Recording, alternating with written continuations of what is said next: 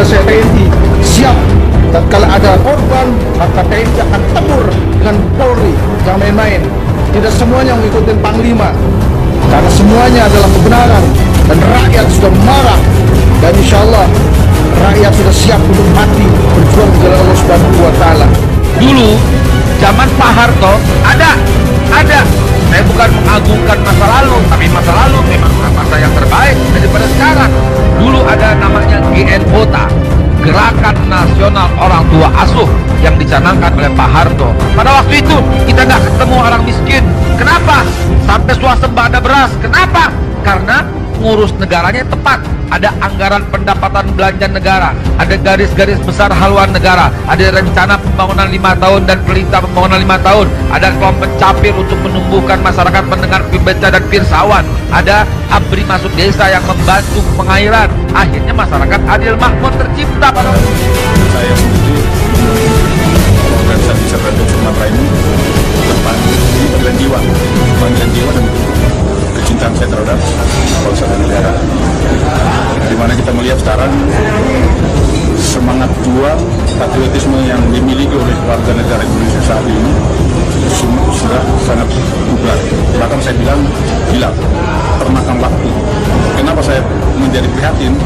Maka itulah yang menyebabkan saya membangkitkan semangat juang dengan mengumpulkan mantan prajurit untuk menjadi satu wadah.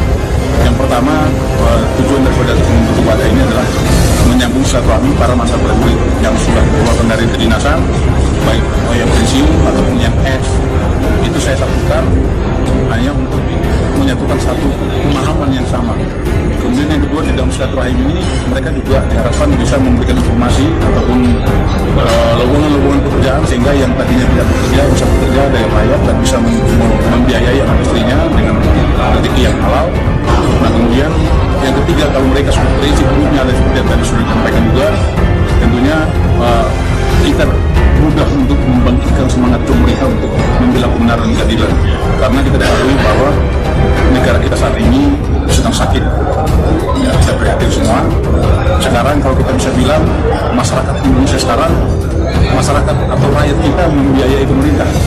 Itu yang terjadi sekarang, bukan tanggung jawab pemerintah yang membiayai rakyatnya. Nah, ini menjadi satu keprihatinan. Ada apa? Sistem yang salah. Ini kita harus menjadi tanggung jawab bersama, sehingga kami saudara Sumatera hadir untuk menciptakan kesejahteraan bersama sesama anggota, juga ingin memberikan kontribusi yang terbaik untuk bangsa dan negara. Pak, terkait intoleransi dan radikalisme, sikap daripada terima tasbih bagaimana?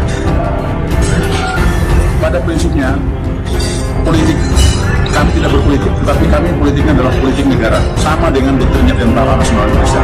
Politik kami adalah politik negara. Apapun yang bersifat merongrong kedaulatan negara, maka kami bersama penegak kedaulatan negara, yaitu aparat TNI, kami ada di belakang. Tadi sudah saya sampaikan bahwa salah satu, bahkan mungkin kami satu-satunya komponen cadangan yang paling siap menghadapi perang kalau negara bergerak.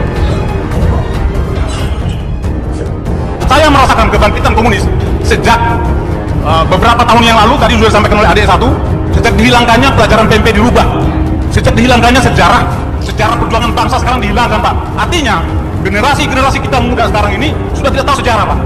Mereka sudah tahu PKI itu masa bodoh, nggak berbahaya. Bagi saya sangat membahayakan.